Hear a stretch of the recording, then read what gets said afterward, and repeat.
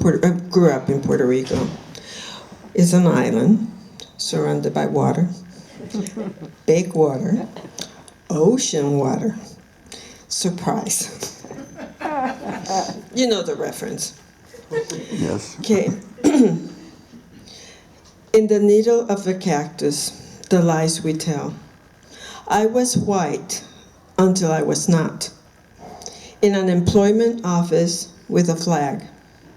The man smell of tired tobacco and disdain. You're not, and tore the application in half. Why are you running? A slow police car wakes me from my reverie, running in the Palouse hills, Ecru hills, soft and beguiling as a woman's breast. I did not slow. I sang my song, his song, La linda manita que tiene el bebé. A woman in North Carolina looks at me and spits. You're in America. Speak American to that white kid. My baby laughter falters as I pick my son to leave. He is mine, I want to say. The courage leaves me as I brush dirt off of him. The little innuendos, the transformation of self to a nickel and dime standard form. You're hot Latin blood, red temper, and all that. The weary list of cliches goes on one after another. To live in the life of a cactus is to feel the dryness of a distant star. This next poem is a short one. It's something I saw in Somerville, which is, I live in Somerville, population 102, and it really is Trump's country there. The road curves. Before you reach the pond full of pintails and reeds, there is an American flag in tatters. Fringes flap like the tentacles of an octopus that makes drivers slow and saw. This flag stands in rich soil, maybe the wealthiest in our county, yet the farmer seems surrendered. The wind here can be fierce, but maybe it's the wind of the day, because sometimes it feels hard to breathe. I'm a football fan. When I say football, I mean American football too, but first and foremost, I am a soccer football, but I will never call it soccer. Sorry, it's called football in here. Okay.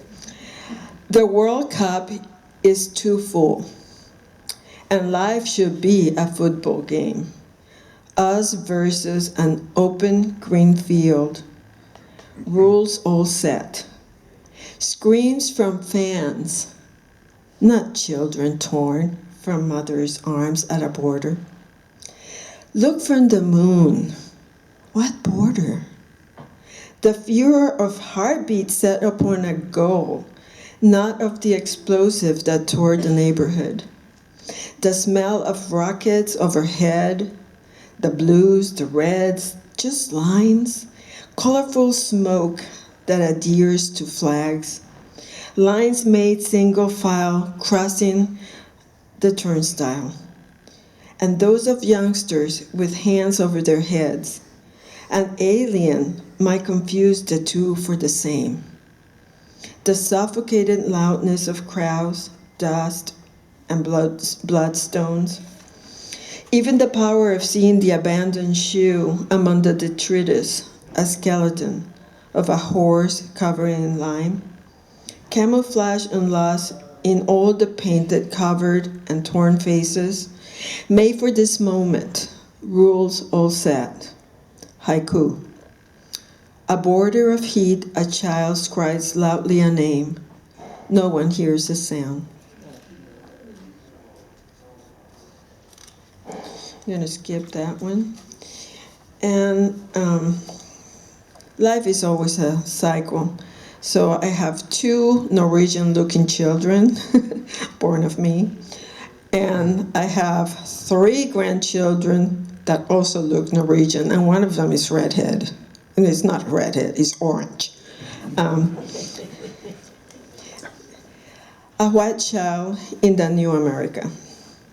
Dimples rest at the base of each callous free finger. They're as white as a dandelion seed, but my weather olive paw swallows them whole. Hand in hand, we cross the streets. Here's a total trust. A speeding car flies by too close, his trust, my folly, yet he laughs. We look at streets as we pass, strolling slowly at his pace. He wants everything he sees. Time has not limited his hunger. His wants, my fears. A blue butterfly lands on a dirty wall, maybe an omen, for now just an insect. We watch as it opens and closes wings that remind me of his eyelids. Suddenly, it flies away with the abandon, just like this child's dreams. Haiku. Small white hand take hold to a grandmother's brown skin. Around people stare. Thank you.